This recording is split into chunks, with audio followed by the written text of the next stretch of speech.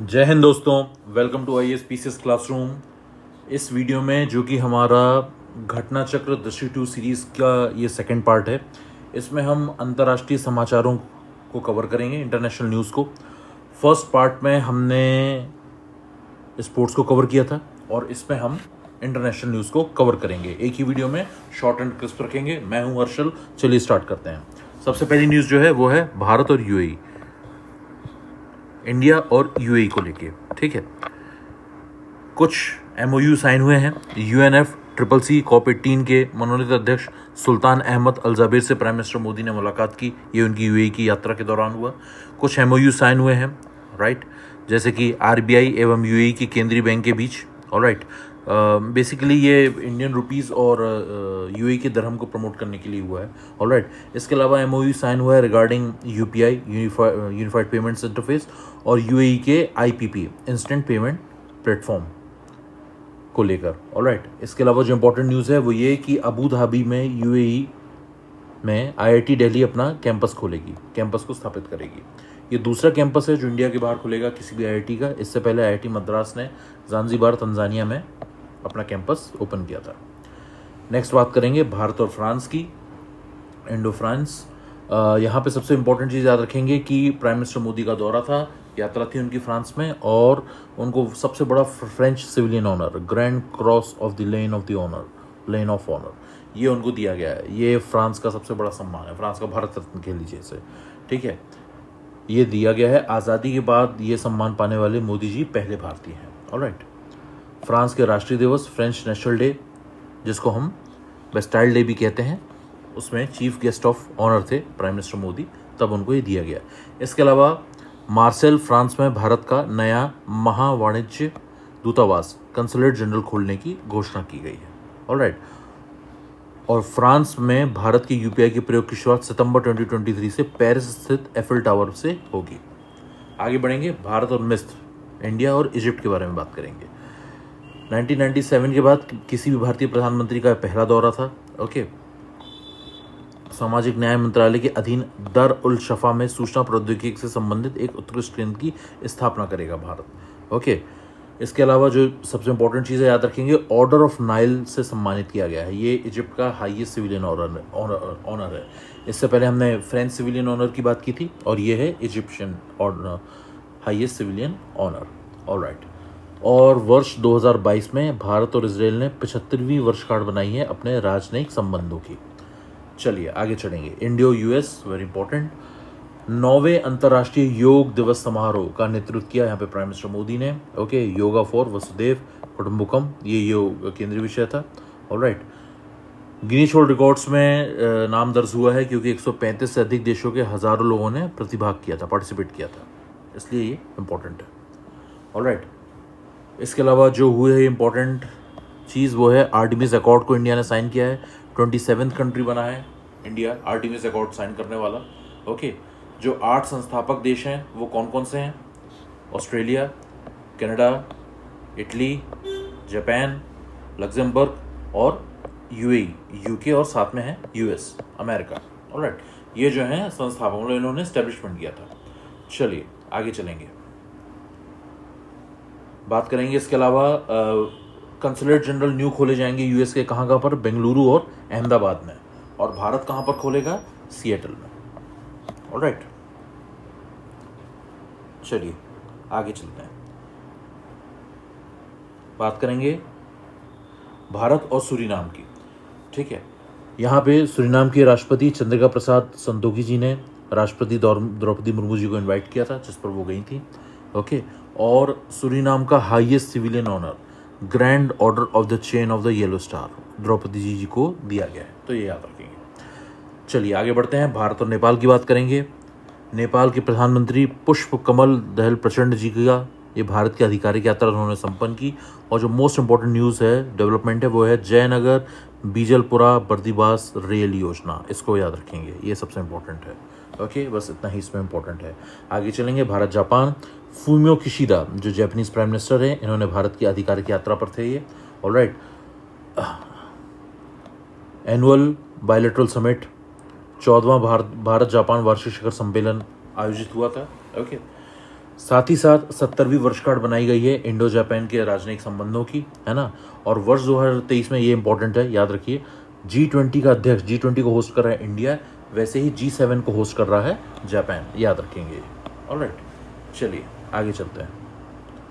साथ ही साथ 2023 को भारत जापान पर्यटन वर्ष के रूप में बनाने की भी घोषणा की गई है।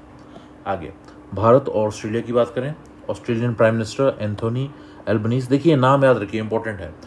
जो भी हेड ऑफ दी स्टेट्स के नाम हैं, ऑस्ट्रेलिया, फ्रांस, खासतौर से जो न्यूज़ में रहे हैं, वो उससे डायरेक्ट क्वेश्चन आ सकते हैं। आपसे मैच ऑफ दी फॉलोइंग पूछा जा सकता है, या आपसे डायरेक्टली ऑप्शन में नाम दिया रहेगा, पूछा जा सकता है। ऑलराइट, तो prime minister Anthony Albanese Bharat आए थे। भारत का प्रथम भारत ऑस्ट्रेलिया वार्षिक शिखर सम्मेलन था, Indo Australia annual summit. Alright, और याद रखेंगे डिकिन यूनिवर्सिटी, डिकिन विश्वविद्यालय, जो कि ऑस्ट्रेलिया का है, डिकिन विश्वविद्यालय, ठीक है। ये अपनी इंटरनेशनल ब्रांच कहाँ खोलने वाला है? गांधीनगर, जो कि गुजरात की राजधानी है। बस इतना ही इंपॉर्टेंट है इसमें।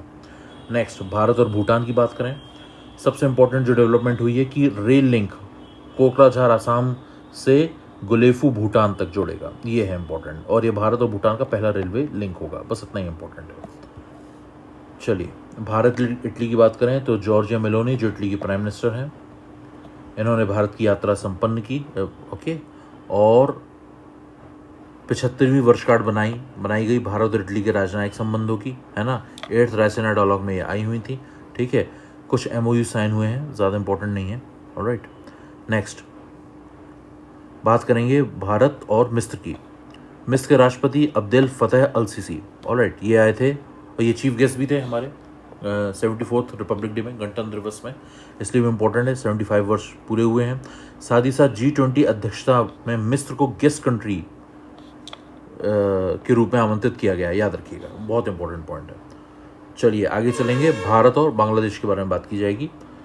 सबसे इंपॉर्टेंट है, दोनों पक्षों द्वारा रूपसा रेल पुल का उद्घाटन किया गया है, ये इंपॉर्टेंट है, याद रखिए। ओके, और भारत बांग्लादेश मैत्री pipeline IBFP, India Bangladesh friendly pipeline का उद्घाटन किया गया है। First cross border energy pipeline है ये इंडो बांग्लादेश की। ऑलराइट, चलिए अंतर्राष्ट्रीय प्रकरण की बात की जाएगी। इसमें सबसे ज़्यादा इंपॉर्टेंट होती हैं मेनली रैंकिंग्स। रैंकिंग्स में सबसे ज़्यादा क्या पूछा जा सकता है? फर्स्ट रैंक किसका था, है ना, लास्ट रैंक किसका था, या मेनली इंडिया का रैंक उसमें क्या था, वो इंपॉर्टेंट है। हम बस उतना ही देखेंगे, इसी से आपके एग्जाम में क्वेश्चन बनते हैं। सबसे पहले global peace index. Global peace index में सबसे ज़्यादा शांति प्रिय देश आइसलैंड, डेनमार्क, और सबसे ज़्यादा अशांति कहाँ पे है? अफगानिस्तान और यमन। भारत का रैंक 126, हमारे प्यारे भारत का रैंक 126 है। नेक्स्ट, ऊर्जा संक्रमण सूचकांक, एनर्जी ट्रांजिशन इंडेक्स, ठीक है। इसमें जो फर्स्ट नंबर पे है स्वीडन है, सेकंड पे डेनमार्क है, लास्ट में यमन है और कॉन्गो लोकतांत्रिक गणराज्य। और भारत की जो रैंकिंग है 120 देशों में 67वां भारत का स्थान है। सतत विकास report, the 2030 agenda for sustainable development. Alright, इसमें देखेंगे सबसे पहले टॉप 5 देश फिनलैंड और स्वीडन।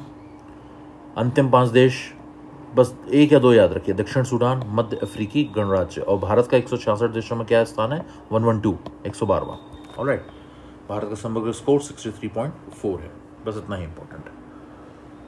चलिए आगे चलते हैं। QS वर्ल्ड यूनिवर्सिटी रैंकिंग्स, इसमें जो है यूनिवर्सिटीज़ की रैंकिंग की गई है। विश्व में सबसे ऊपर कौन सी है? मैसेच्यूसेट्स प्रौद्योगिकी संस्थान MIT। ऑलराइट, और इंडिया से टॉप में कौन आया है? IIT बॉम्बे और IIT दिल्ली रिस्पेक्टिवली 149 और 197 रैंक, बस इतना इंपॉर्टेंट है। एशिया के विश्वविद्यालय की रैंकिंग में फर्स्ट नंबर पर है सिंघुआ विश्वविद्यालय, चाइना, चीन। ऑलराइट, और इंडिया से जो सबसे टॉप मोस्ट रैंक आया है 48 रैंक, वो है भारतीय विज्ञान संस्थान बेंगलुरु, IISc जिसे हम कहते हैं। Next, cost of living city ranking. Cost of living city ranking, सबसे महंगा शहर कौन सा है? हांगकांग और सिंगापुर माफ़ कीजिएगा, ठीक है। और भारत में जिन शहरों को स्थान मिला है वो है 147 2023 मुंबई और 169 नई दिल्ली। ऑलराइट, चलिए आगे बढ़ेंगे। ग्लोबल लिवेबिलिटी सूचकांक, ठीक है, ग्लोबल लिवेबिलिटी इंडेक्स, इसमें जो है सबसे ज़्यादा वियना, जो ऑस्ट्रिया की राजधानी है, उसको सबसे ज़्यादा सबसे शीर्ष स्थान मिला है लाइवेबल सिटी में। और जो इंडिया से टॉप सिटीज़ हैं वो कौन सी हैं, दिल्ली और मुंबई, नई दिल्ली और मुंबई, 141 रैंक। ओके, वैश्विक लैंगिक अंतराल रिपोर्ट, ठीक है, वो WF इसको जारी करता है। पहले नंबर पे आइसलैंड है, सेकंड पे नॉर्वे, थर्ड पे है फिनलैंड, ऑलराइट। लास्ट में कौन है, 146, 160, 145 अफगानिस्तान और चैड। और भारत लैंगिक अंतराल को, भारत ने 64.3% लैंगिक अंतराल को समाप्त कर दिया है। साथ ही साथ इन्होंने एक बात कही है, ठीक है, कि रिपोर्ट के अनुसार अभी तक कोई भी देश पूर्ण लैंगिक समानता, फुल जेंडर पैरिटी को प्राप्त नहीं कर सका है। Very very unfortunate. ऑलराइट, आगे चलेंगे। IMD विश्व प्रतिस्पर्धात्मक रैंकिंग, ठीक है, इसकी बात करेंगे। शीर्ष देश कौन से हैं, डेनमार्क और आयरलैंड। लास्ट में है वेनेजुएला और अर्जेंटीना, ठीक है। भारत का 40th रैंक आया है, 3 स्थानों की गिरावट दर्ज की गई है लास्ट ईयर के कंपैरिजन में। नेक्स्ट, सीरिया को अरब लीग में शामिल कर लिया गया है 10 साल बाद, बस ये याद रखिएगा, ठीक है।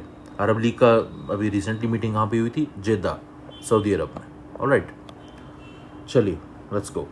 ऑपरेशन करुणा की बात करें। ऑपरेशन करुणा, मोचा चक्रवात जो आया था, चक्रवात मतलब साइक्लोन है ना, कहाँ पे, म्यांमार, तो हमने हेल्प की थी, तो उस ऑपरेशन का नाम था ऑपरेशन करुणा। बस इतना इंपॉर्टेंट है, म्यांमार का नाम याद रखिए, साइक्लोन का नाम याद रखिए और ऑपरेशन का नाम याद रखिए, दैट्स इट।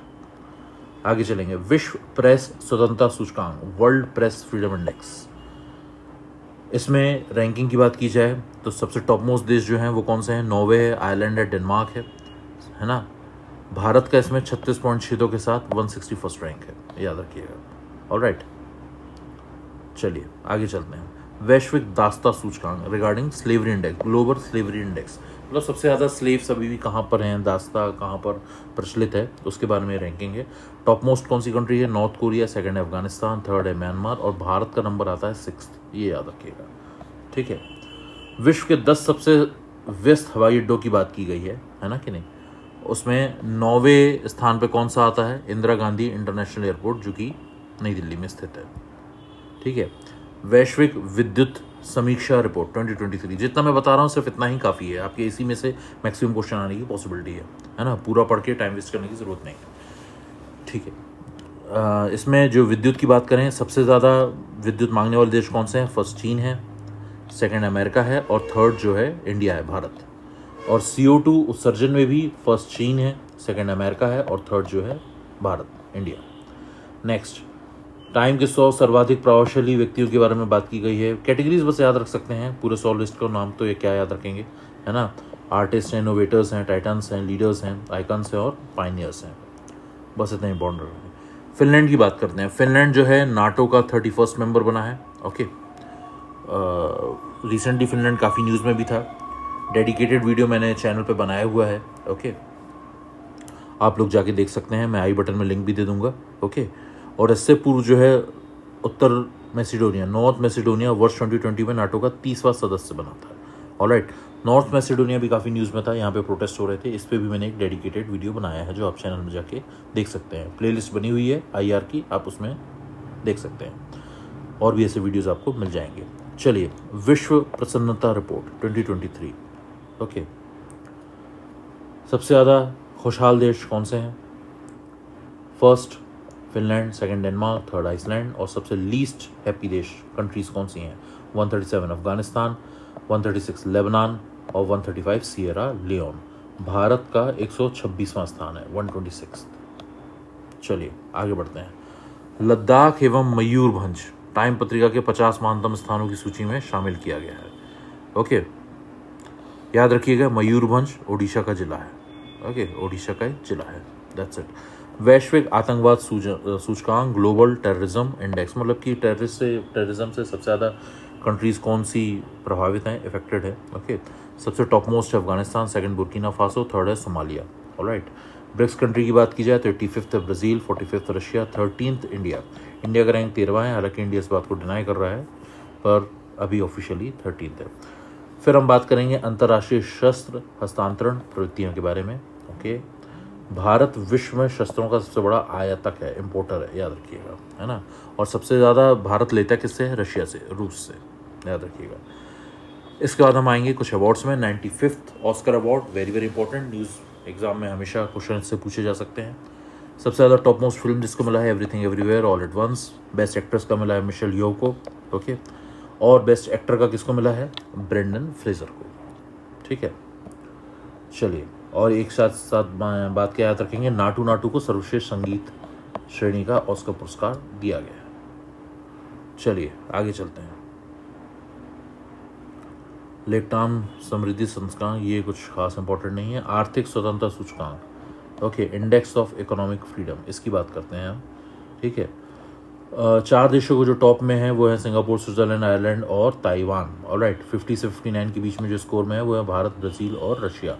बस इतना ही इंपॉर्टेंट है, याद रखिएगा। सूचकांक में सिंगापुर को विश्व का सबसे स्वतंत्र अर्थव्यवस्था घोषित किया गया है, ये वेरी इंपॉर्टेंट है, फैक्ट है, ठीक है। चलिए, Bharat the agriculture innovation mission for climate में शामिल हो गया है, बस इतना याद रखिए, दैट्स इट।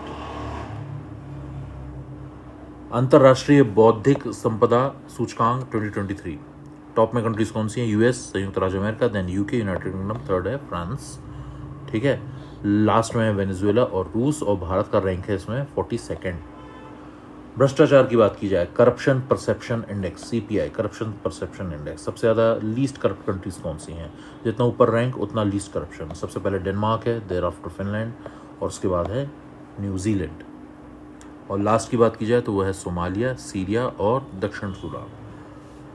भारत जो है वासेनार व्यवस्था का अध्यक्ष बना है, याद रखिए। और कार्यकाल अगर पूछा जाए तो 1 साल का रहता है, कार्यकाल 1 वर्ष का, बस इतना ही इंपॉर्टेंट है इसमें।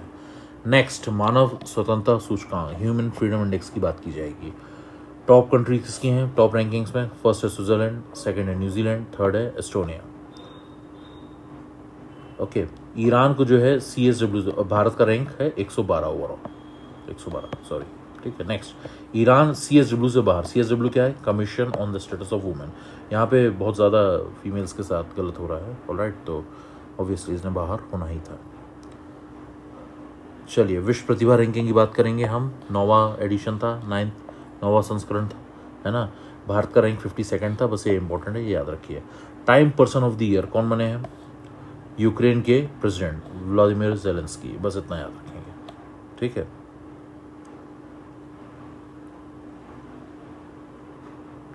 चलिए आगे चलते हैं। उनको order of the white lion, ये भी वो काफ़ी बड़ा सिविलियन ऑनर है जो इन्हें दिया गया था, ओके। आगे चलते हैं। फोर्ब्स, विश्व की 100 सर्वाधिक शक्तिशाली महिलाएं में, बस याद रखिए इंडिया से 36 नंबर पर हमारी फाइनेंस मिनिस्टर है निर्मला सीतारमण जी, ओके। नेक्स्ट, चलिए, world wide cost of living report 2022, है ना। सबसे महंगी सिटीज़ बताई गई हैं, से सबसे सस्ती तक। सबसे महंगा न्यूयॉर्क शहर है, ओके। सिंगापुर न्यूयॉर्क को सबसे महंगा कहा गया है। सबसे लीस्ट सस्ता दमिश्क सीरिया को कहा गया है, ओके। इंडिया से बेंगलुरु, चेन्नई और अहमदाबाद इसमें आते हैं। 161, 164, 165 रिस्पेक्टिव रैंक्स हैं। भारत GPAI का अध्यक्ष बन गया, याद रखिए, global partnership on artificial intelligence, बस इतना ही इंपॉर्टेंट है। चलिए आगे चलते हैं। जलवायु परिवर्तन प्रदर्शन सूचकांक 2023, श्रेणियां कौन कौन सी हैं? ग्रीन हाउस गैस उत्सर्जन, कुल स्कोर का 40%, नवीकरणीय ऊर्जा, इसका कुल स्कोर का 20%, ऊर्जा उपयोग, इसका कुल स्कोर का 20%, और जलवायु नीति कुल स्कोर का 20%।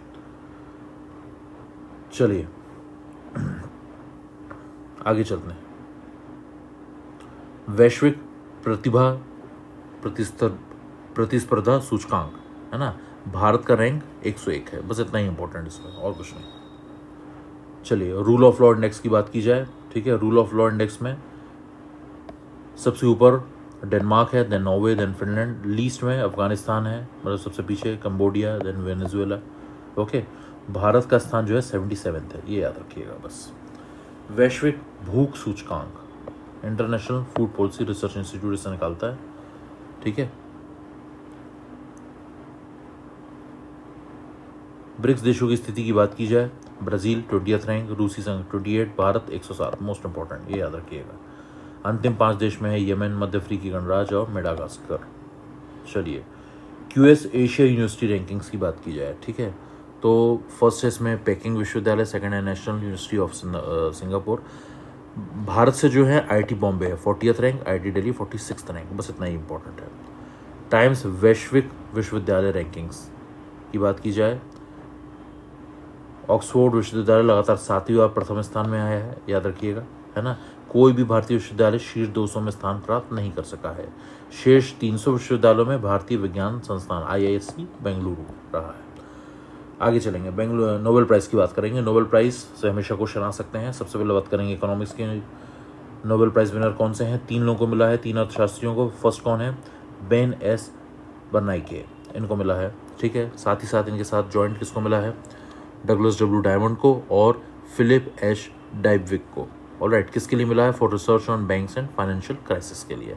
आगे नोबेल शांति पीस पुरस्कार, जो कि कहाँ मिलता है, ओस्लो, ठीक है। इसके लिए भी मैंने एक डेडिकेटेड वीडियो बनाया है, नोबेल प्राइज़ की शुरुआत कहाँ से हुई, कैसे हुई, ओके। और नोबेल प्राइज़ के बारे में और भी कुछ फैक्ट्स जो मैंने इसी चैनल में बनाया है, आप जाके देख सकते हैं, या फिर आई बटन में मैं लिंक भी दे दूंगा, ओके। नोबेल शांति पुरस्कार 2022 किस किस को मिला है, LS बायलेट्स्काई को, देन सेकंड मेमोरियल को, और third centre for civil liberties को, ठीक है। साहित्य के क्षेत्र में नोबेल पुरस्कार किसको मिला है, 82 वर्षीय, साहित्य मतलब लिटरेचर, फ्रांसीसी लेखिका एनी अर्नॉक्स को, ठीक है, इनके लिए मिला है। चलिए नेक्स्ट आगे चलेंगे, हम बात करेंगे रसायन की। रसायन मतलब केमिस्ट्री। केमिस्ट्री में किसको मिला है, अगेन 3 लोगों को, Carolyn R Bertozzi, Morten Meldal और के बेरी शार्पलेस को। किस लिए मिला है, बायोऑर्थोगोनल केमिस्ट्री के विकास के रूप में, विकास पर काम करने के लिए। आगे बात करेंगे हम भौतिक। भौतिक मतलब फिजिक्स। फिजिक्स का नोबेल किसको मिला है, 3 लोगों को मिला है, again Alain Aspect, next one is John F Clauser and the third one is Anton Zeilinger. चिकित्सा। चिकित्सा मतलब मेडिसिन। मेडिसिन का किसको मिला है, स्वांते पाबो को, ओके। चलिए, म्यांमार जो है FATF की ब्लैक लिस्ट में शामिल हो गया है, ये याद रखिएगा। वैश्विक नवाचार सूचकांक, global innovation index, top countries Switzerland, संयुक्त राज्य अमेरिका और स्वीडन, और भारत का रैंक 40th, बस इतना ही इसमें इंपॉर्टेंट है। वैश्विक खाद्य सुरक्षा सूचकांक की बात की जाए, सूचकांक की टॉप कंट्रीज कौन सी हैं, फिनलैंड है, आयरलैंड है, नॉर्वे है, और भारत का स्कोर 68 है, that's it. UNESCO global network of learning cities, 3 भारतीय शहर इसमें शामिल किए गए हैं। वो 3 शहर कौन से हैं, नीलाम्बूर जो केरल में है, त्रिशूर ये भी केरल में है, और वारंगल जो कि तेलंगाना में है, बस इतना ही इंपॉर्टेंट है। नेक्स्ट, वैश्विक अल्पसंख्यक रिपोर्ट, इसमें भारत टॉप पे है, भारत का स्कोर, सेकंड दक्षिण कोरिया, थर्ड जापान, है ना। भारत को सर्वाधिक समावेशी देश घोषित किया गया है, याद रखिएगा। वर्ल्ड गिविंग इंडेक्स, इंडोनेशिया को विश्व का सर्वाधिक उदार देश बोला गया है, बस इतना याद रखिएगा, और भारत का 57th रैंक है, बस। आगे चलेंगे, अंतर्राष्ट्रीय सम्मेलनों की बात करेंगे हम। SCO शंघाई कोऑपरेशन ऑर्गेनाइजेशन, है ना, इसकी मीटिंग वर्चुअल हुई थी और इंडिया ने होस्ट की थी। वॉइस ऑफ ग्लोबल समिट, इसको भी इंडिया ने होस्ट किया था, ऑलराइट। आगे चलेंगे, संयुक्त राष्ट्र जैव विविधता सम्मेलन COP 15 कहाँ पर हुआ, मॉन्ट्रियल कनाडा में। नेक्स्ट, G20 शिखर सम्मेलन 2022 कहाँ पर, बाली इंडोनेशिया में, और G20 का 2023 का समिट कहाँ पर हुआ है, न्यू दिल्ली, ओके, दिल्ली में, ऑलराइट। चलिए, और 2024 का कहाँ होगा, ब्राज़ील में। चलिए आगे चलते हैं, संयुक्त राष्ट्र जलवायु परिवर्तन सम्मेलन, ठीक है, कहाँ पे हुआ है, मतलब शर्म अल शेख मिस्र में आयोजित किया गया है, ठीक है। चलिए, अब कुछ हम अपॉइंटमेंट्स देखेंगे। अंतर्राष्ट्रीय निर्वाचन, कुछ अपॉइंटमेंट्स मेजर। पैराग्वे के नए राष्ट्रपति कौन बने, सैंटियागो पेना, बस जो मैं बता रहा हूँ वो नाम याद रखिए। पाकिस्तान के नए प्रधानमंत्री कार्यवाहक कौन बने, अनवर अल उल हक काकड़, दैट्स इट, बस इतना इंपॉर्टेंट है। नेपाल के राष्ट्रपति जो नए बने उनका नाम क्या है, रामचंद्र पैडोल। आगे चलेंगे, वियतनाम के राष्ट्रपति कौन बने हैं, वो वैन थुओंग, बस। शी जिनपिंग नाम का ये चुनाव कराते हैं, इन्हीं को लाइफ टाइम रहना है, चीन के पुनः राष्ट्रपति बने हैं ये। नाइजीरिया के राष्ट्रपति की बात की जाए तो वो कौन बने हैं, Ahmed Adekunle Tinubu, okay. Equatorial Guinea की प्रधानमंत्री कौन बने हैं, इक्वेटोरियल गिनी के प्रधानमंत्री मैनुएला रोका, याद रखिएगा। बांग्लादेश के राष्ट्रपति चुनाव हुए, वहाँ पे कौन बना है, मोहम्मद शाहबुद्दीन चुप्पू, ये याद रखेंगे। नेक्स्ट, साइप्रस में राष्ट्रपति चुनाव हुए और कौन बना है, निकोस क्रिस्टोडोलाइट्स, बस ये याद रखेंगे। चेक गणराज्य में राष्ट्रपति चुनाव हुए, वहाँ पे कौन बना है, पेट्रा पॉवेल। न्यूजीलैंड के नए प्रधानमंत्री का नाम है क्रिस हिपकिंस। नेपाल के नए प्रधानमंत्री का नाम है पुष्प कमल दहल प्रचंड। ये सब रिसेंटली अपॉइंट हुए हैं। आयरलैंड के प्रधानमंत्री 2022 में जो बने हैं उनका नाम है लियो वर्डकर। ओके। पेरू की पहली महिला राष्ट्रपति कौन बनी है? डीना बोलुआर्टे। सॉरी। फिजी में आम चुनाव हुए, वहाँ पे प्रधानमंत्री का पद का ग्रहण किसने रिसीव किया है, मतलब कौन बना है? सितिवेनी राबुका। मलेशिया में आम चुनाव हुए, अनवर इब्राहिम मलेशिया के 10वें प्रधानमंत्री के रूप में पदभार इन्होंने ग्रहण किया। स्लोवेनिया के राष्ट्रपति चुनाव, यहाँ भी महिला राष्ट्रपति बनी है, क्या नाम है उनका? नताशा पिर्क मुसर, याद रखेंगे। ऑलराइट। डेनमार्क में आम चुनाव हुए, डेनमार्क में, ठीक है। मेटे फ्रेडरिक्सन ने प्रधानमंत्री का पद ग्रहण किया है यहाँ पर। चलिए अंतर्राष्ट्रीय आपदाओं की बात करें। चक्रवात बिपरजॉय पे एक डेडिकेटेड वीडियो चैनल पर है, प्लीज़ जाके देखिए, मैंने अच्छे से एक्सप्लेन किया है। इंडिया के वेस्ट कोस्ट में आया था और काफ़ी नुकसान भी किया इसने। नाम किसने दिया था? बांग्लादेश ने नाम दिया था। आई थिंक यहाँ पे कहीं लिखा होगा, वरना मैं बता ही रहा हूँ। हाँ देखिए लिखा भी है, इसका नाम बांग्लादेश ने दिया था। ऑलराइट। चलिए माउंट मेरापी ज्वालामुखी की बात करें, एक्टिव वोल्केनो है, कहाँ पर है? रिंग ऑफ फायर का पार्ट है, इंडोनेशिया में है, ये याद रखेंगे। ओके चलिए आगे बढ़ते हैं। चक्रवात Freddy, cyclone Freddy, Australian coast में ये डेवलप हुआ था और मेडागास्कर में इसमें काफ़ी नुकसान पहुंचाया था। चलिए आगे चलते हैं। चक्रवात गैब्रियल, ये कहाँ पर आया था? न्यूजीलैंड में आया था, ये इंपॉर्टेंट है बस। तुर्की और सीरिया में भूकंप आए थे रिसेंटली, है ना, और ऑपरेशन दोस्त के तहत हमने काफ़ी मदद भी की थी। ऑलराइट, बस इतना ही है आपके इंटरनेशनल न्यूज़ में। फास्ट फॉरवर्ड, हमने मुश्किल से हाफ एन आवर से भी कम का वीडियो है, हमने सब कुछ कवर किया, इतना ही करना है। रिमेनिंग पार्ट की भी सीरीज़ जल्दी आएगी, पूरी घटना चक्र हम आपकी एग्जाम से पहले कराएंगे।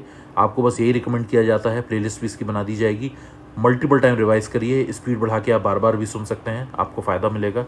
ठीक है, सुनने से चीज़ें और ज़्यादा याद हो जाती हैं। ठीक है, होपफुली मैंने आपका टाइम बचाने में कुछ मदद की होगी। अगर आपको हमारी मेहनत पसंद आ रही है, वीडियो पसंद आ रहा है, तो प्लीज़ चैनल को लाइक करिए, अपने फ्रेंड्स के साथ शेयर करिए और डेफिनेटली सब्सक्राइब करिए। Okay, thank you so much. आपका दिन शुभ हो।